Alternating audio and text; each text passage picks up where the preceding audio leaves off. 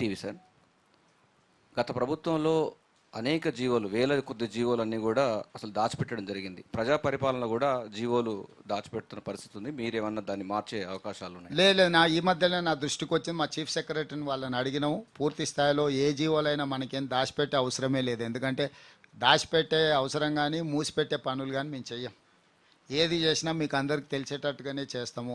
తొందరలోనే సమాచార హక్కు కమిషనర్లను కూడా నియామకం చేపడతాం. దాన్ని నిర్వీర్యం చేసిండ్రు. వాటిని కూడా ఇప్పుడు ఎలక్షన్ కోడ్ ఇవన్నీ అయిపోతానే సమాచార హక్కు కమిషనర్లను కూడా నియామకం చేపడతాం. ప్రభుత్వం తీసుకునే నిర్ణయాలు అన్నీ కూడా ప్రజలకు అందుబాటులో పెడతాం. Hello sir, Krishnaveni TV5. రాబోయే కాలాల్లో కరెంటు ఇంకా తాగునీరు సాగునీరు రెస్ట్రిక్షన్ వస్తుందని ప్రతిపక్షాలు అంటున్నాయి. నిజంగానే ఆ పరిస్థితి ఉంటుందా? ఎప్పుడైనా అవసరాలు పెరిగినా కొద్దీ, అందులోని పోయినసారి వర్షాలు తక్కువ పడడం వల్ల గ్రౌండ్ వాటర్ పడిపోయింది, కరువు పరిస్థితులు నెలకొన్నాయి. గత ప్రభుత్వం నిర్లక్ష్యం వహించడం వల్ల మనకు ఉండాల్సిన రిజర్వాయర్లలో కూడా నీటిని మెయింటైన్ చేయలేదు. పవర్ జనరేషన్ కోసం వదిలేసి గాలికి వదిలేసిండ్రు.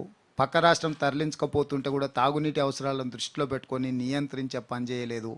ఇవన్నీ అంటే అతలాకుతలం చిన్న భిన్నం చేసిరు పరిపాలన. వచ్చేవాడికి ఏది ఎక్కడుందో కూడా ముందే అర్థమైనట్టు పోతున్నామని, వచ్చేవాడికి ఏది మిగలొద్దు అనే ఒక అరాచకం కనిపించింది. దాన్ని కంప్లీట్గా ఈ రోజు వరకు ఎక్కడ కూడా మీకు చిన్న సమస్య కూడా రాకుండా, ఎక్కడైనా అనుకోకుంటే ఏదైనా చిన్న చిన్న సమస్యలు వస్తే కూడా వాటిని పరిష్కరించుకుంటూ, మీకు ఒక ఉదాహరణ చెప్తా. విద్యుత్తు మేము అవసరానికి మించి ఎక్కువ ఇస్తున్నా, విద్యుత్ కోతలు అవుతున్నాయి. ఏంద్రా అని చూస్తే కొంతమంది నాయకులు ఆ లైన్మెన్లకు చెప్పేసి ఎక్కడైతే వీఐపీలు ఉంటారో ఎవరు అంటుంటారో ఆ లైన్మెన్ లైన్ ఆఫే పని మొదలుపెట్టిండ్రు.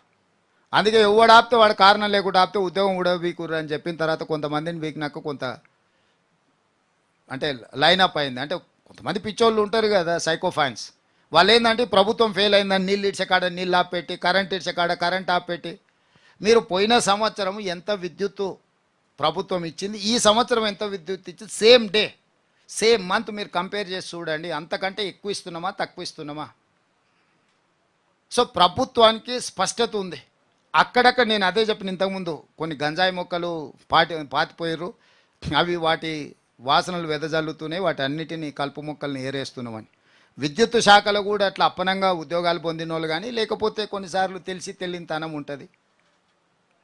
సో వాళ్ళే ఎప్పటికి ఉంటారు అనుకొని పిచ్చితో ఉన్నోళ్ళు కూడా కొంతమంది ఉంటారు. కాబట్టి వాళ్ళందరూ కూడా పిచ్చి కుదుర్చుకుంటూ ఈ సమస్యలను పరిష్కరిస్తున్నాం. ఈ రోజు వరకు మేము పరిపాలన చేసిన 100 రోజుల్లో ఎక్కడ సమస్య రానియలే. ఏదైనా సమస్య వచ్చిందంటే మరుక్షణం ఆ సమస్యను పరిష్కరించినాం. ఈ రోజు నుంచి పరిపాలన మొత్తము ఎన్నికల అధికారుల చేతిలోకి వెళ్ళింది.